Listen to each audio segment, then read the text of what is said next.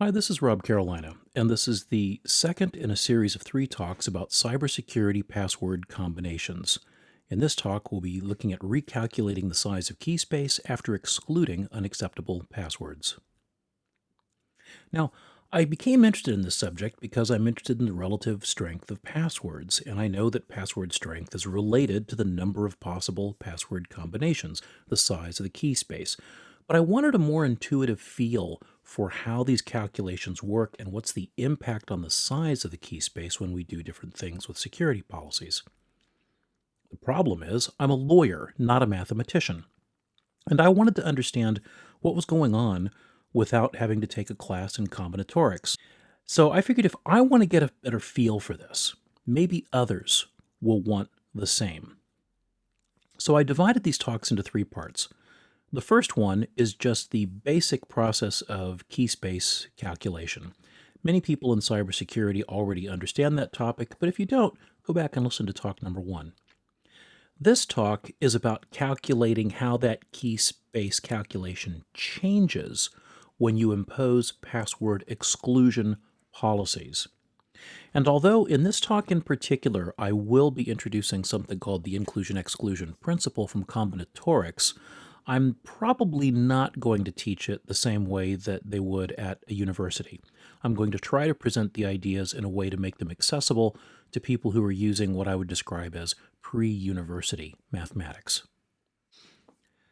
So at the end of talk number one, I basically ended with this observation, and that is the size of the key space can be calculated as a number which is equal to the number of characters allowed raised to the power of the length of the password. And we can record that as bits by just using a basic logarithm calculation.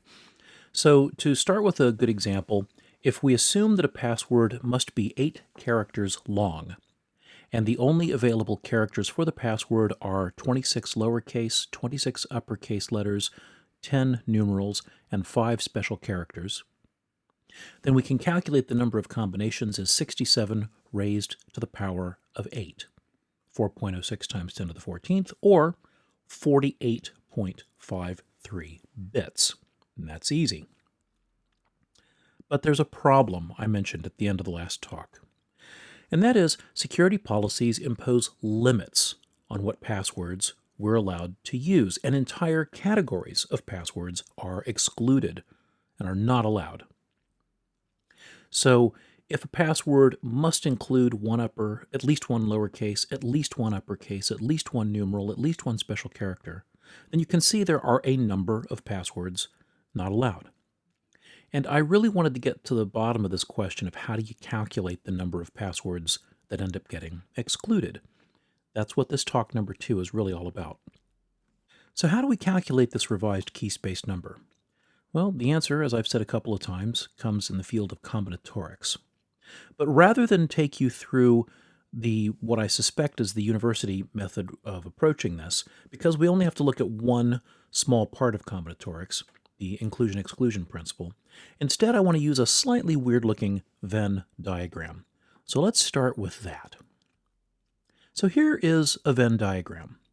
Now, this may not look like a Venn diagram that you've seen before, but it is. In fact, this diagram is inspired by and is very, very close to something called an Edwards-Venn diagram. It consists of 4 different sets: red, blue, orange, and green. And you can see that they overlap. So we are looking for places where these sets overlap, where they can join. If we assume that the red rectangle represents the set of all passwords that include at least one lowercase letter, we'll call that set A. And of course, lowercase letters, there are 26 of them. Then let's assume that the blue rectangle consists of all passwords that contain at least one uppercase letter. We'll call that set B, and we know that there are 26 uppercase letters. Similarly, the orange circle is the set of all passwords that contain at least one numeral, and the magic number there is 10. And finally, this green plaque-shaped thing is the set of all passwords that include at least one special character. And for our purposes in this talk, I'm going to assume that there are only 5 special characters included. Now, the last thing I'm going to do is label each of the regions in this Venn diagram. And if you look closely, you'll see that there are 15 of them. So each of these regions now has a label, and we can refer to them as we go through a series of calculations. Okay, let's make sure that you understand how these regions of the Venn diagram relate to each other and how they relate to passwords. To do that, I've set out 15 sample passwords. All of them have exactly 8 characters, and each of these 15 passwords can be made up out of the 67 characters that are represented in these 4 sets. But what you'll see is that each of these passwords lives in a different region of the Venn diagram. So if we take the simplest example, the first password, ABCDEFGH, it's all lowercase letters, and for that reason, it lives in region A, because if you look at the Venn diagram, you'll see that region A is the region that's inside the red rectangle, the set of lowercase letters, but outside the other 3 regions. If we add special characters to the mix in the second password, ABCDEFG!, that password lives in region B, because region B shows where the red rectangle and the green plaque-shaped thing overlap one another. Then, looking at the next one, you'll see that that lives in region C, because it contains at least 1 lowercase letter, at least 1 special character, and at least 1 uppercase letter. Now remember, we're interested in trying to get to the bottom of this question, how many passwords live in region H, because those are the only passwords that comply with our password policy. That's what we have to calculate. So let's first move the Venn diagram up to the upper left. We're going to be referring to it throughout this calculation process, so it'll just be sitting up there. Let's start with a simple task. Let's count all of the passwords, no matter which region they happen to be in. We know how to do this because we learned it in talk number 1, and that is the total size of this particular key space. We add together the total number of characters from these 4 different sets, the 26 lowercase, 26 uppercase, 10 numerals, and 5 specials. And we discovered that the size of this key space is 67 to the x. Great. So what do we know? We know the total count of all passwords in all 15 regions. What do we not know? We don't know how this count is divided up between the regions, and that means we don't know the count of passwords inside region H. So how do we do this? Let's begin by starting a running tally of calculations that we're making.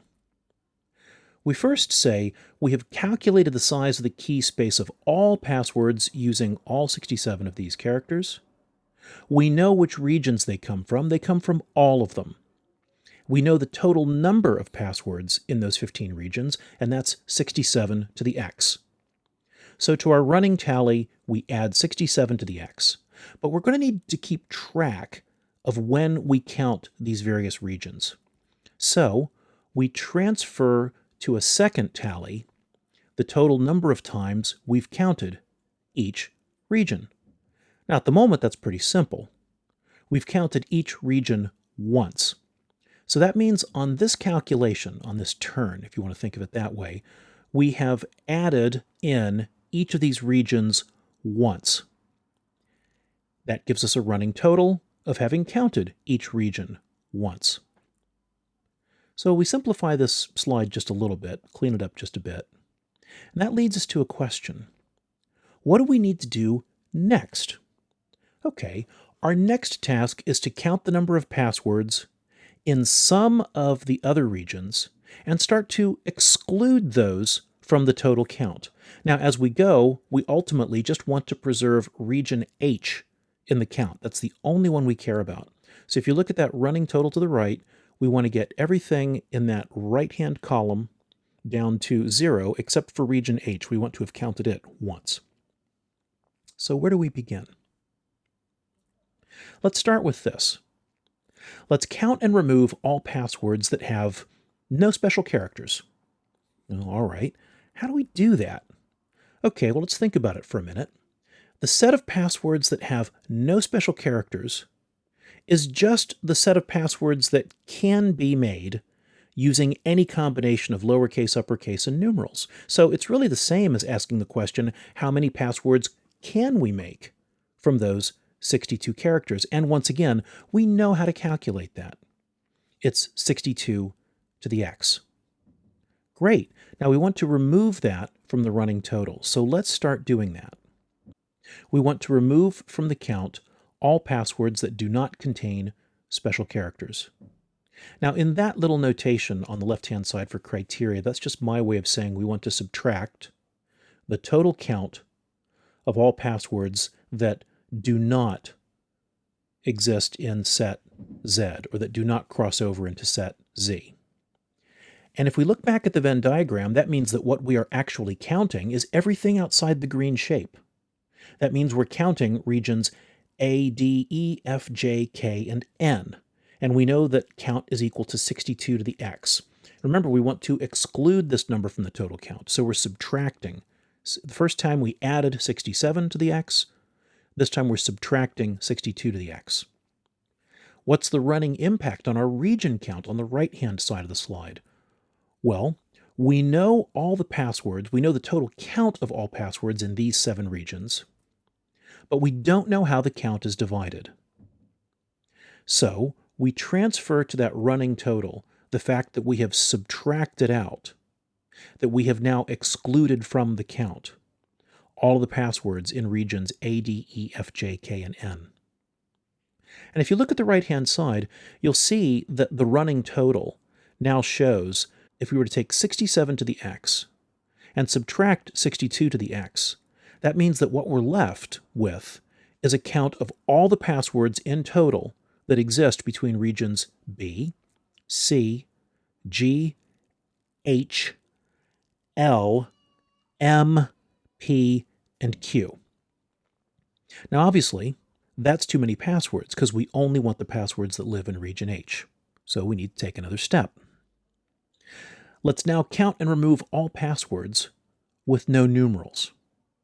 Okay, so we already know how to do this. That's just the same way as saying all the passwords that can be made up out of lowercase, uppercase, and special characters, and that is 26 plus 26 plus 5, that total raised to the power of x.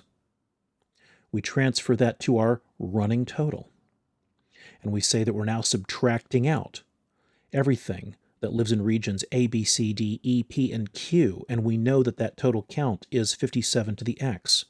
We transfer that region count to the right-hand side, and we see that it has this impact. And, well, now this has actually created a bit of a problem. And that is, although we have zeroed out the count for some of these regions, and we've preserved region H, counted that once, we've actually double counted regions A, D, and E. So whatever this number is, it's the equivalent of taking everything that's in regions G, H, L, and M, and subtracting from it the total number of passwords in regions A, D, and E. Okay, just to warm you up, this is going to happen a few more times. It's going to get a little bit messy before it gets clearer. But let's go through the rest of this part of the calculation. Let's now count and remove all passwords that have no uppercase letters. Again, using the same methodology, we know how to do that. It's what can be made up out of the other sets. 26 plus 10 plus 5 equals 41 to the x.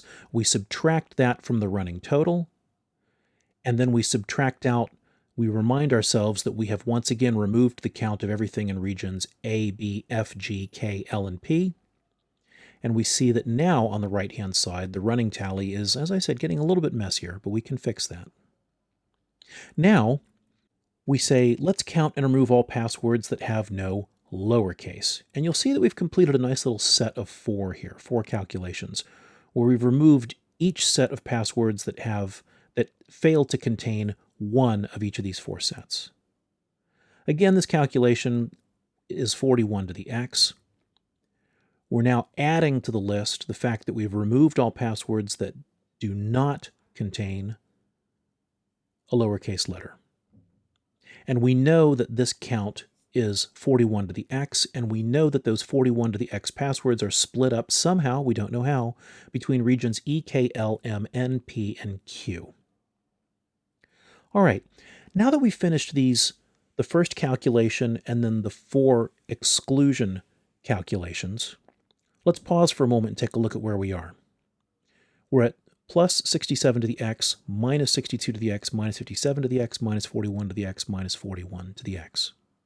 And if we look at the regions, we can see that we have brought back down to 0. We're not counting at all the passwords in some of these regions, but there's an interesting pattern that emerges here.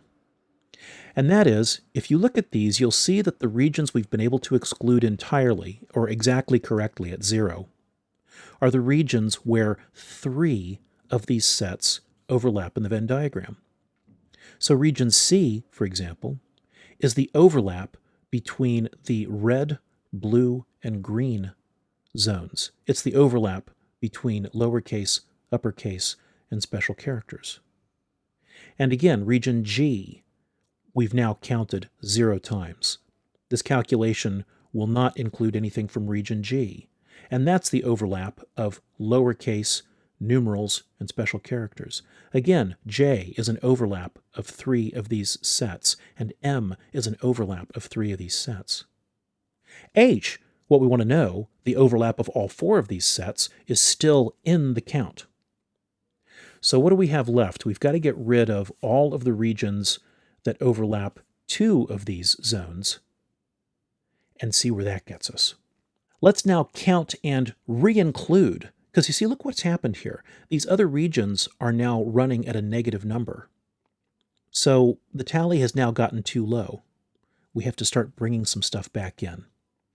So let's count and re-include all passwords that have no special characters and that have no numbers. In this case, using the same methodology as before, passwords that have no special characters and no numbers is just a way of saying we want to count all the passwords that can be made up of lowercase and uppercase letters. And that's 26 plus 26, 52 to the power of x. We transfer that to our running total, and we see what it does to the running tally of the region count. So again, what do we know? We know that the number of passwords that live in regions A, D, and E, the total count of passwords in those 3 regions, is equal to 52 to the x. So we add that count back into our total, and on the right-hand side, we add back in the fact that we have recounted a bunch of passwords. Which bunch of passwords? The ones that live in those 3 regions. Next, we count and re-include all passwords that have no special characters and no lowercase. Well, this is now obviously equal to 36 to the x using our previous methodology. We transfer this to the running tally, and we say that we know that the passwords that live in a combination of regions E, K, and N is 36 to the x. So we've added those passwords back into the total count. On the right-hand side, we've added the regions back into the total count. And we see that the running total is getting slightly less messy. We're getting closer to our goal. We got a ways to go. Now let's count and re-include all passwords that have no special characters and no uppercase characters.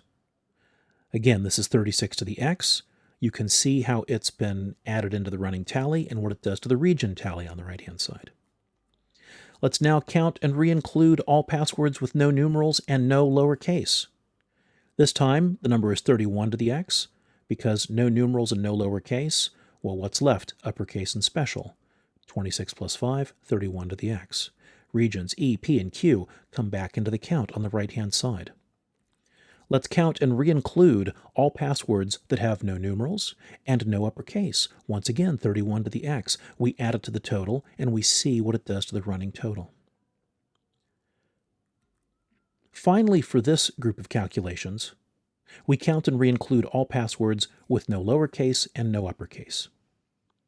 And using the same method we have before, we see that that number is 15 to the x. And looking at the Venn diagram, we see that those passwords live in a combination of regions k, l, and p.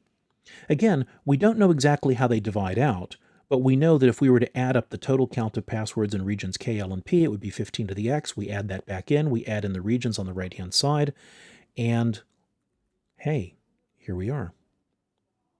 Now, this is interesting.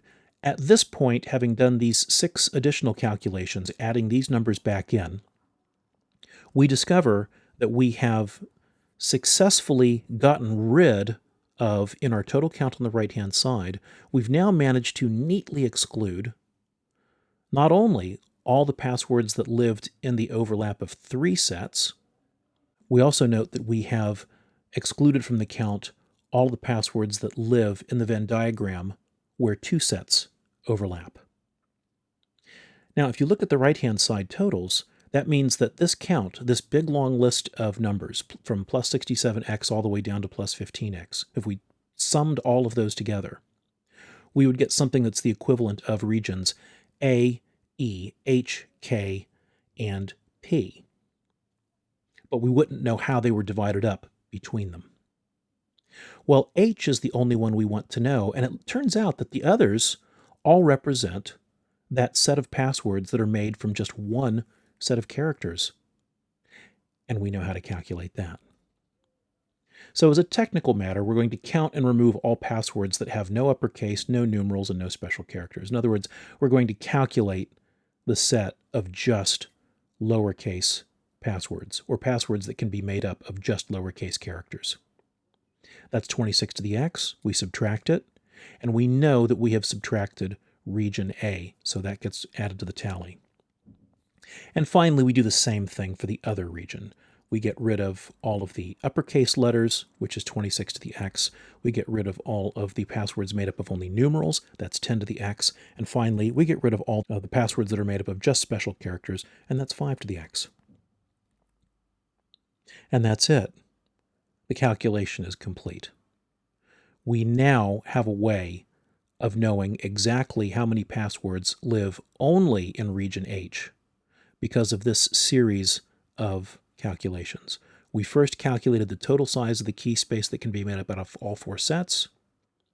Then we did 4 calculations to exclude from the count the overlap of 3 sets. We then had to add back in these other 6 figures in order to get us to the point where we have excluded as well all of the overlap of 2 sets. And then finally, we do these last 4 subtractions to get back out of the calculation the 4 regions that represent passwords made up of only 1 set of characters. And we've gotten to the end. We know how many are in region H. The number of passwords that comply with our policy is equal to the number of passwords that live in region H. Now that's a way of saying that the size of this particular key space is equal to the count of all of the passwords that live inside region H on this diagram. And that number is the equivalent of this very long formula. Let's clean this up a little bit. And what we're saying is that if we assume a constant password length of x, and the password is comprised of 4 sets of available characters, with a mandatory minimum of at least 1 from each set, and the sets are uppercase 26, lowercase 26, numerals 10, and 5 special characters, then the size of the permissible key space is this really big long formula.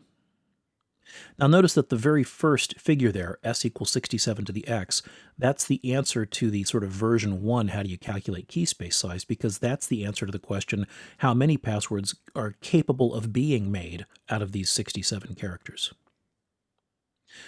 The other parts of the calculation, the 4 subtractions, the 6 additions, and then the 4 final subtractions, are adjustments that have to be made to take account of the policy that we impose that says users must include at least 1 character from each set. Now, there are very good reasons for policies like that, but they do have an impact on the size of the resulting key space.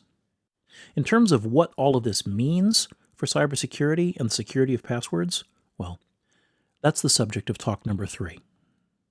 If you enjoyed this video, please hit like and leave a comment below. My thanks to the Information Security Group, where I teach legal and regulatory aspects of cybersecurity, especially for comments from Professor Chris Mitchell and Darren Hurley-Smith. I'm grateful for comments from my test audience, Gabe Komick, Dan Hauser, Sonia Millivac, Carolina, Mark Milton, and Alec Muffett. And a special thanks to Professor Fred Piper for introducing me to the idea of combinatorics.